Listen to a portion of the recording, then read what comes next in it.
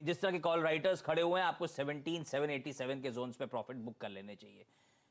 Friday का high था 17,790, एकदम प्रिसाइसली अगर आपने प्रॉफिट बुक कर लिया है तो कोई घबराने की जरूरत नहीं 8 रुपए की स्क्रीन को देखकर। इनफैक्ट एंट्री पाने के मौके हम लोग ढूंढने की कोशिश करेंगे। लेकिन वीरू, डेटा क्या कह रहा है? बढ़िया कॉल रही फ्राइडे को, एकदम सटीक लेवल्स के हिसाब से ही वहां पे हमने देखा था बाजार ने मोमेंटम लूज आउट करा।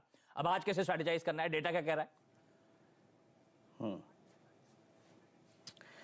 जी आशीष, देखिए गुड मॉर्निंग नीरज जी। देखिए दो चीज़ें हैं आशीष, वो एक एग्जिट पॉइंट था और एक वो वीकली कॉन्ट्रैक्ट का मोस्ट कॉल राइटर्स का जोन था, इसलिए वो प्रॉफिट बुक करने की हमने राय दी और निफ्टी ने वो अचीव कर लिया। लेकिन उसके बाद क्या? उसके बाद भी दो चीज़ें हैं आशीष, कि आप वेट कीजिए एक डिसेंट रिट्रेसमेंट का, लेकिन अगले ही सुबह आपको वो डिसेंट रिट्रेसमेंट मिल रहा है।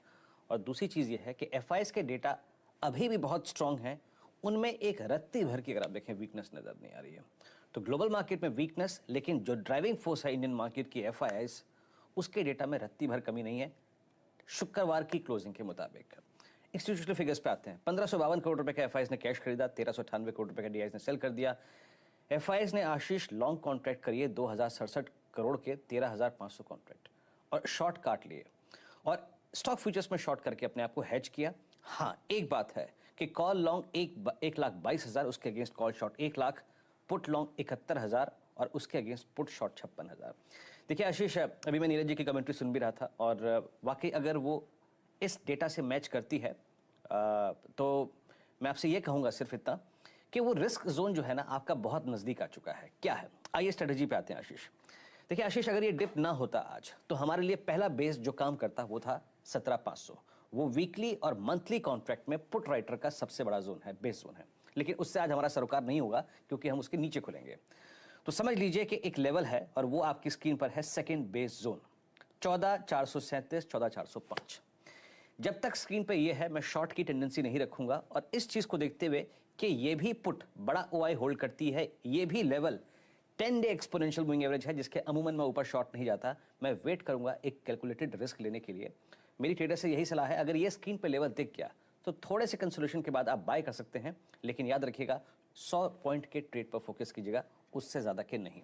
या कोई कॉल पकड़िएगा और वो हो सकती है 17,500 या 17,600 की कॉल। तो सेकंड बेस आशीष क्रिटिकल है और निफ्टी को लीडिंग इंडिकेटर मान के चलिए, क्योंकि निफ्टी बैंक अभी लीडिंग इंडिकेटर की जो वो कहते हैं ना, मैं उपाधि लेने को तैयार नहीं है।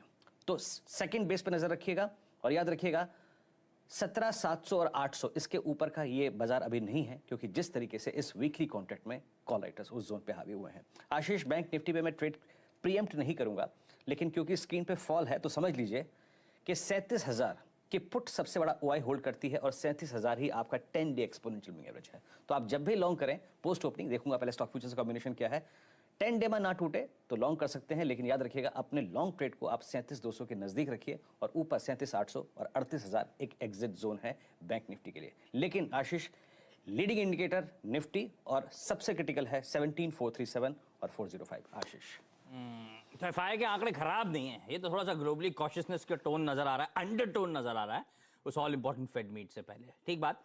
तो ये लेवल्स जो हैं आप